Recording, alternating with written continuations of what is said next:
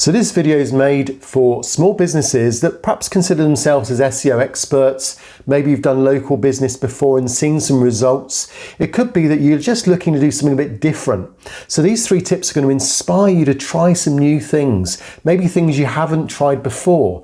Why not give them a go? Follow this video, do these 3 tips, and then see if the results start to come through for you in the next few weeks. So let's jump straight in. And if I just click on here, for example, you'll just see the standard mobile comes up, which is fine. I can give them a call. This one again, exactly the same.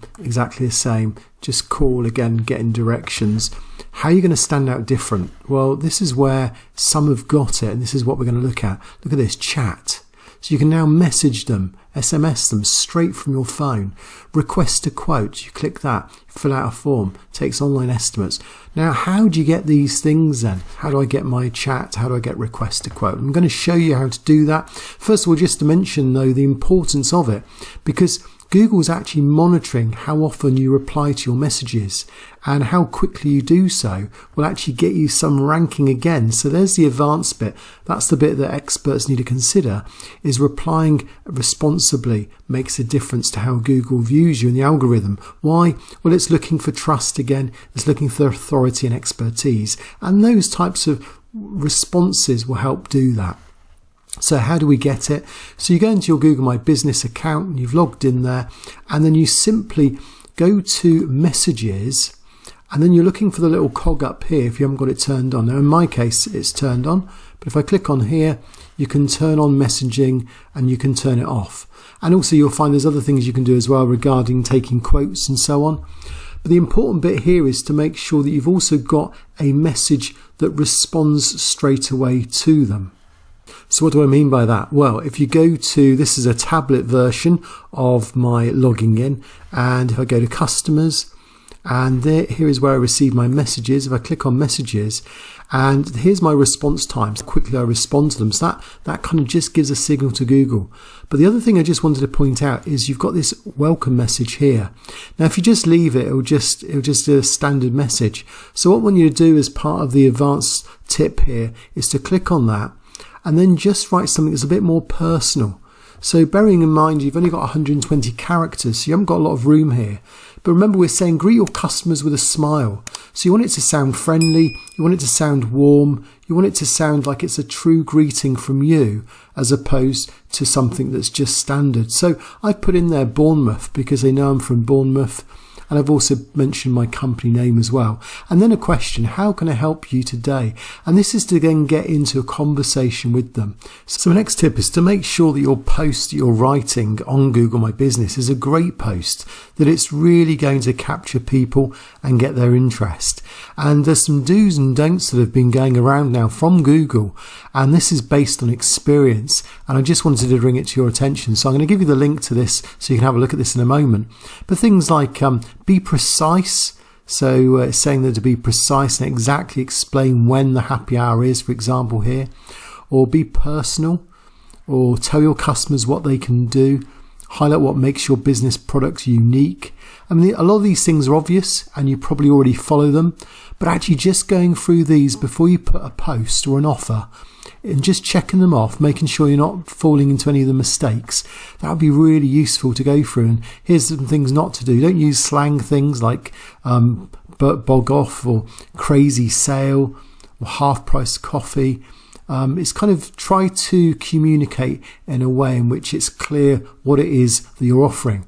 And then if you want some examples of some of the images you could use, here's one for a concert. Here's another example of a post for a spa. Here's another one for a tax clinic. So they're all different types of backgrounds and businesses. So if one of these is particularly similar to your business, then you might want to just get some ideas from this and just use it and see if that gets an increased activity as an offer. But these are offers and various post examples that you can use. Here it mentions a pizza. I just thought I'd have a look to see what's local. So I had a look here, Pizza Hut restaurants. Just something to point out actually while we're here, a little hidden bonus. Notice here, when you get an updated review, you notice it's got the word new next to it now. So Google's keen on putting the latest few reviews, so that's 2 weeks ago, That's 3 weeks ago. The one at 8 months is still there as well. So they're mixing up a bit, but they're putting new ones to the top. Thought I'd just point that out with this big label, because that's something just to bear in mind as well. So here you've got some types of posts. Here we see some of the offers here as well that they're offering. So good, clear pictures, clear what to do, regularly updated. And that's something to consider then. So for your business, whether you're posting updates, whether you're doing offers, whether you're doing events as well, a lot of people are adding events at the moment, then just have a read of that page. I'll put the link down below, and it's a little help page from Google, but really helpful just to go through some of those ways in which you can write your posts. So the third tip is really for advanced users is how do you track calls? How do you know what leads are working? How do you know what's come from Google My Business? And can you capture it within analytics? Well, yes, you can. And there's a few things you can do here. So I'm going to go back to Google My Business first of all and just open this up. And just to bear in mind that if you go to info, you've got an advanced section now. So this again is a new section. So if you just come down here and if you go into advanced information, actually just while I'm here, just mention there that if you want to opt out of this, you can. This is where Google gives you a call and checks up on certain things, making sure things are accurate. So you are opted in, I think, by default. But advanced information. So apart from the fact you might have a store code, particularly that's important for locksmiths, you've also got labels which you may want to use, particularly if you're using more than one shop or business. But this is the one you're probably after, is Google Ads extension phone number, because it may be that you've got a different number or you've got an extension that you're tracking. So maybe you've got some phone tracking going on and you want to know what's being used and you want some kind of tracking code with your primary number. But what you don't want is you don't want the NAP being disturbed, the name, address and phone number. So of course the number you use here and your address and so on. In the past, what people have done is they've added an extra number, but that could cause confusion. So what I suggest you do is you use this number here, and you can use that as particularly to run with Google Ads. And that will then be one way of tracking your calls if you're using a phone tracker. There's a few other things as well we can look at. You can go to Insights, and in Insights now on the new area, so see new profile performance. So it's got things like calls. So this tells me each month how many calls I've had. I can see who's messaged me, which is using the app. And also there's a bookings area as well, that if you're using it, then bookings come through, and there's a couple more things coming through here soon. So look out, this is actually growing. Google have been working on this, and there will be some more things to look out for. But that's another way, if you just want some basic understanding of how your Google My Business is performing, then this is probably good enough. But if you want to do a bit more advanced stuff, then of course you can use the UTM and the tracking or the Urchin tracking module. Now there's just a few other things as well you may need to know then. If you wanted to go to adding websites and having them tracked, then there's a couple of areas you might want. First of all, this is your area where you might want to track your website. So you may want to put some tracking information at the end of that. And if you're taking appointments as well, you might just want to add this URL as well.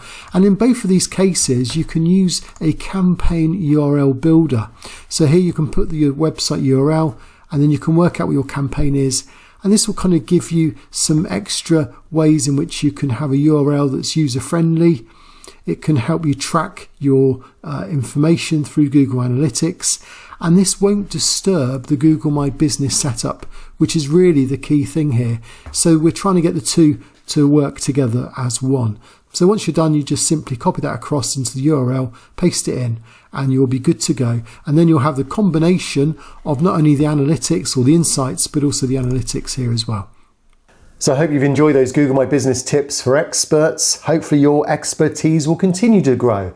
And of course, Google awards and rewards those that are experts in their field. So we all want to be an expert in our business, but also to be expert with GMB, Google My Business, is always going to be useful. Now, wouldn't it be great if you had a list of all other tips and tricks and videos that are ideal for experts to follow? Well, I've put together a playlist specially for you, so I'll see you there.